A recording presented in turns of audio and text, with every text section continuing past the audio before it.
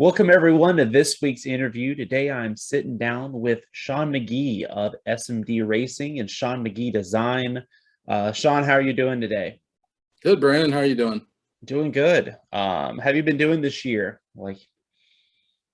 Been holding it down. We spent a lot of time at home, just keeping it safe. And I actually enjoy spending time at home. I spent pretty much my whole professional career trying to get home. Mhm. That was my goal for each day, is just trying to get back to the house. So now I'm at the house all the time, and I'm just really in my home office pretty much 24/7. So, but it's good, keeping busy with so many people unemployed, and Mhm. the volatility of what's going on in our current our current state of United States here. Mhm. Plus to be where I'm at and doing well.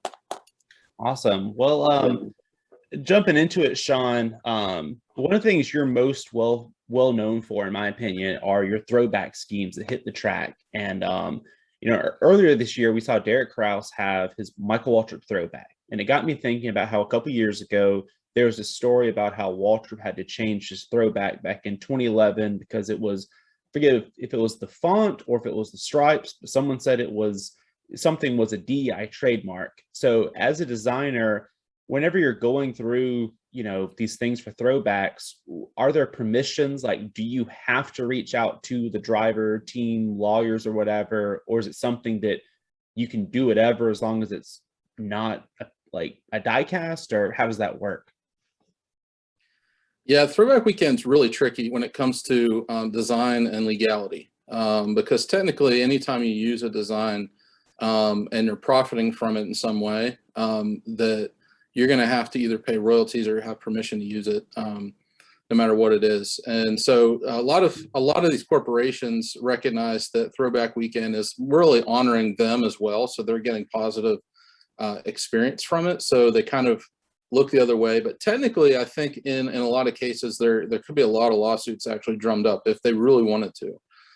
So that's the tricky thing about throwback weekends. You want to be as authentic as you can, but not totally violate brand Mhm. standards to the point where it's going to be a liability for the team that's putting it on track. Really, ultimately, they're liable for it. Mhm. So a lot of teams are either really picky about having a good relationship with whoever or whatever company they're throwing back to really negate the chances of any sort of legal action happening against the race team. Here we saw you kind of get to move with Corey over to Spire Motorsports. What's kind of the differences between as a designer, like a one-off scheme versus having a driver or a sponsor that you work with over years? What's kind of that process like that's different between the two? Well, there's usually a history or a chemistry between either the driver directly or a team or a sponsor.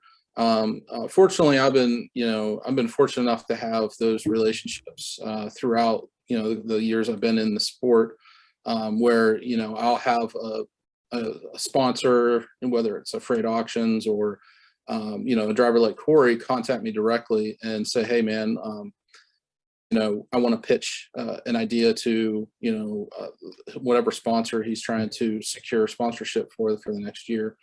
And Corey is a good example. He's very involved with the paint scheme. He has certain things that he likes and doesn't like, and so a lot of times I'll work directly with him. So there's no middleman or anything. He'll just call or text me directly, and we'll just kind of work it out. And then once he likes it and is comfortable with it, then he'll present it to the sponsor that he's trying to secure the sponsorship for the next year. So a lot of people think that if they don't like a paint scheme that comes out, they directly blame the designer, but Mhm. a lot of things involved behind the scenes that go into the final decision making on track. That's what it always annoys me when I see these like compilations online or even on Twitter where people put out these bad paint schemes. And I remember even seeing one where it was one of your paint schemes and you were like, well, hey, first off, like we don't always have to say. And I was like, yeah, that's true. It's not like everyone just goes to Shawn and says, here's money, put out what you think looks good. It's Yeah. I know even with Dick talking about it at like BK Racing, there was paint schemes that sponsors would say, "Nah, we don't want to do that," and he would say, "No, people are going to look at this. You know, if you do this throwback, people are going to want that throwback instead of a, you know, plain red car, you know, or whatever." Yep. Yeah, it's amazing, you know, how much goes into it. And yeah, I know the paint scheme, I think, was a Matt Tiff paint scheme for Front Row. It was a surface. I think it was it was a patriotic paint scheme. Yeah. And the funny thing about that is they actually merged two concepts together. So that whole thing was a Frankenstein of two completely different concepts. Some people really liked it. Some people really hated it. I didn't see too many middle ground on that paint scheme. So, but yeah, that's a good example of something that's out of my control. You know, the way I operate is I always do. I take all the considerations and the requirements that are given to me, and then I kind of work within those to try to create something that I think looks good. And I also create whatever request they had. I would do that regardless if I think it looks good or not. I'll show them options, and then I'll do one that's totally pushed, you know, that's outside of the boundaries. And I try to take that approach, because you're providing an option for them that you feel looks the best. Then you're providing what they specifically asked for. And then you're providing something that's totally different than, you know, outside the box that they might not have thought about. Or in some cases it works. In some cases they're like, no. And they usually go the safe route. If they give you very specific feedback, 9 times out of 10, they generally go with that option. But as a designer, I have to do it. You know, I feel better moving forward that I presented options that I think looks the best. Yeah. For whatever reason. And there's a lot of factors. There's sponsor factors. There's brand guidelines you have to follow that you can't do certain things with. You know, we'll try to push the boundaries a little bit within the brand guide, but, you know, coming from that world, you know, brand guides are put there for a reason so that you have a consistent brand across all avenues of advertising. So you try to want to, you know, stick towards that brand guide, not really deviate from it. Throughout the 2021 season, you had a ton of awesome paint schemes hit the track. Is there one or two that stood out to you as your favorite? Yeah, I mean, it's tough to pick your favorite child. You know, that's About to say, you had a ton of them. I really enjoyed the end of the year where the teams put out here are, you know, our cars. But for you as a designer, I was like, here's like a ton of them, just, you know, as coming from one designer. So yeah, it's always cool to step back and look at it, and it's amazing. You know, I told my wife, I'm like, I can't believe that I actually created that many paint schemes this year.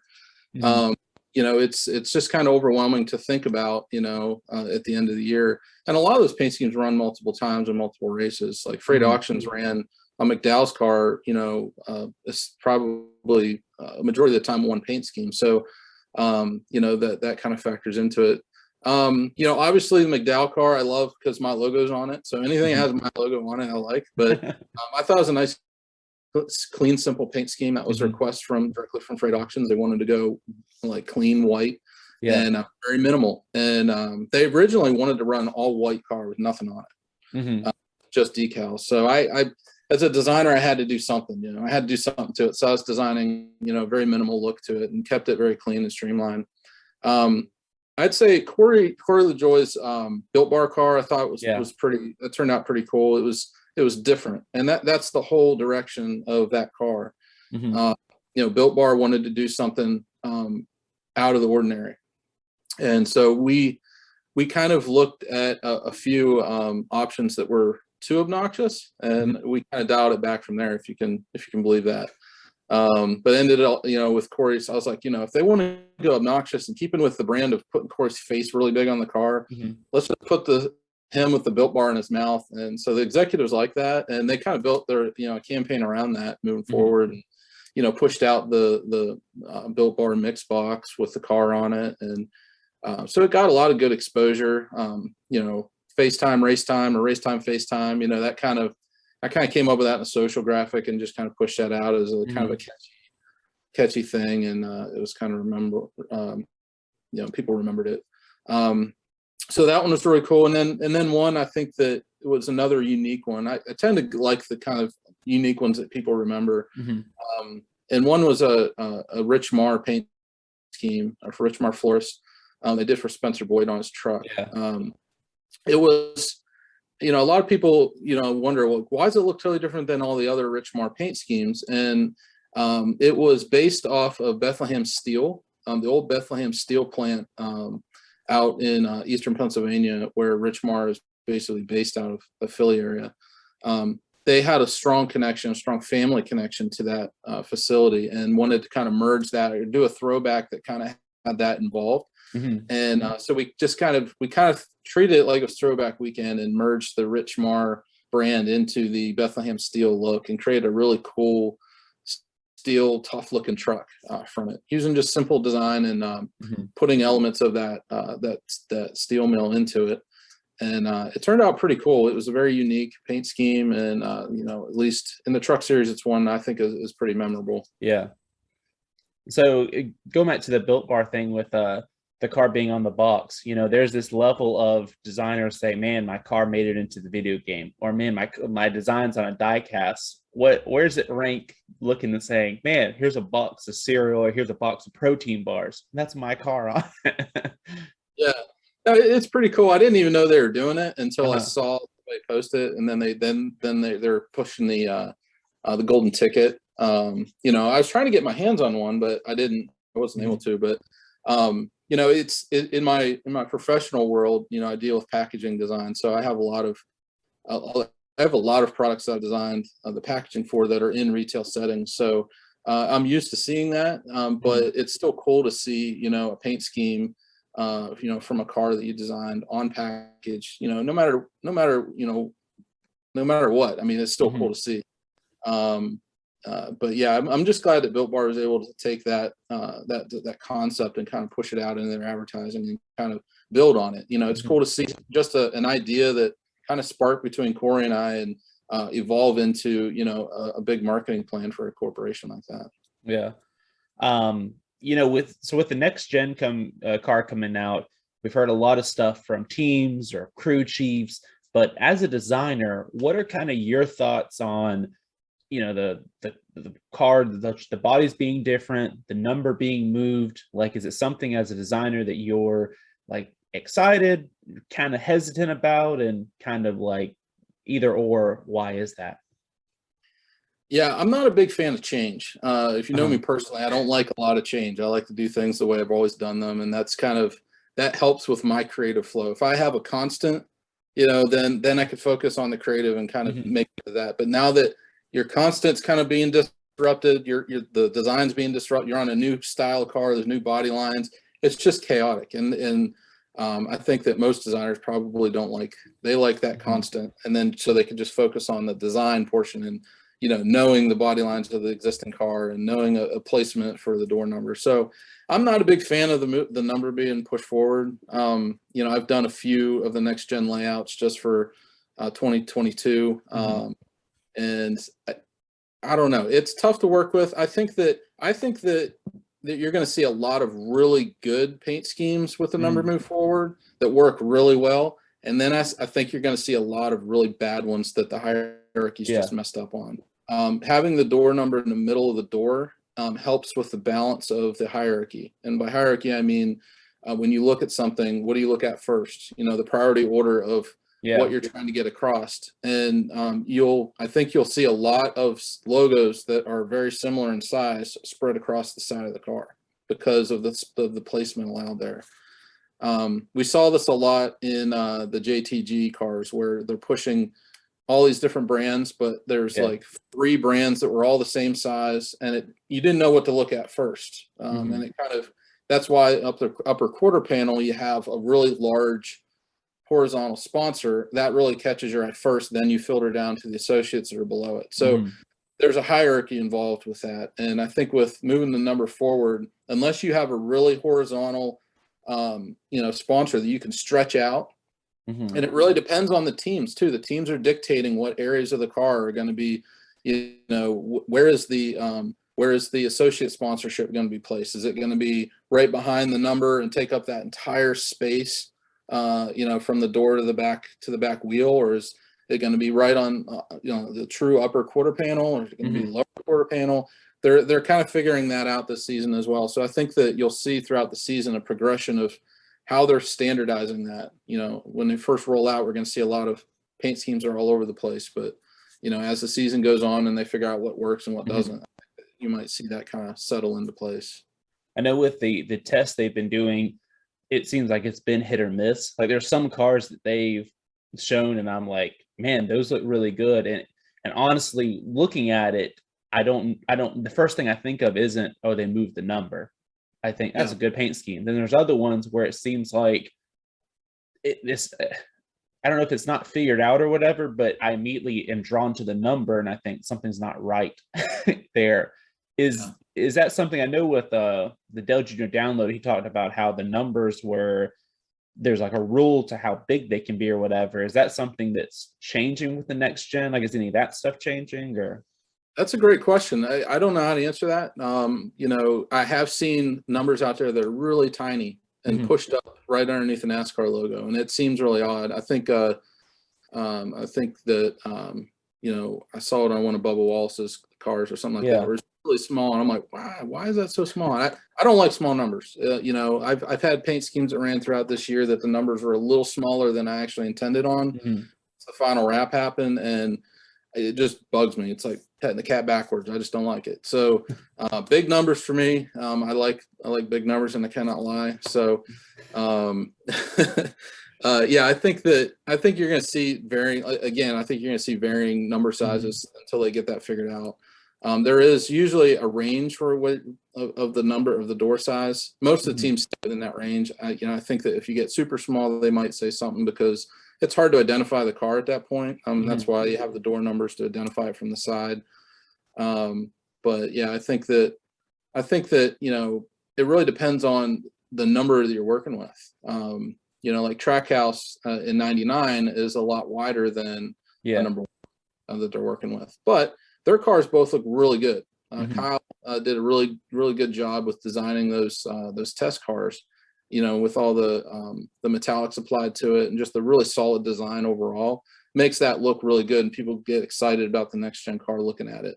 And those are two really good examples of really well-designed cars that actually, they put their branding in, they put thought into it. There's logical hierarchy there. They're using their icon really big in an area that would fill the area really nicely. So those are really well-designed cars. And then, test cars are test cars. A lot of teams like Hendrick just slap a Chevy logo on and a door number and go because they don't want to give away any of their paint scheme information. So, I think to sum it up, I think, you're going to see varying sizes throughout the year. Teams are going to try to be as consistent as they can, but I think you'll see some tweaking along the way. Gotcha. So we've covered a lot of your favorite, paint schemes from the SMD roster. But what were some of your favorite, if there's one or a couple you can pick out, favorite Shawn Magee designs that you saw this past year? Yeah, that was a great question. I guess I didn't think of it like that before, but I always think of the paint schemes that stuck out to me, and one of Brad Kozlowski's paint schemes, the Cascade paint scheme that he ran at, let's see, where did he run? Loudon, I think. Yeah. It was kind of had that Tron kind of look. It had like the really, thin outlines all over the car. It was just, I don't know, for whatever reason, I was really, drawn to that and really thought that was a cool design. And that really stuck out to me. So, like I said before, if it sticks out to me and I can remember it, I don't really necessarily remember the sponsor, but I remember the car. I remember that design. I actually had to go back and look it up, and because I was thinking about it, I'm like, Tron car, and that I know that wasn't right, but I had to look up the sponsor because I couldn't remember what it was. But that was a really cool paint scheme. I thought it was really well done and follow the body lines of the car, and just kind of, I think it got a lot of positive buzz online as well. So I think fans enjoyed it. That's awesome. Well, Shawn, thanks again for joining us and kind of recapping the 2021 year that was. We're looking forward to seeing what designs hit the track next year as you and the other designers learn the next gen car. But at least you have the trucks and Xfinity that you can fall back on, like the natural number and all. Yep. Yeah. Hopefully us designers who don't like change will make it through this year of change, and we'll see how it goes.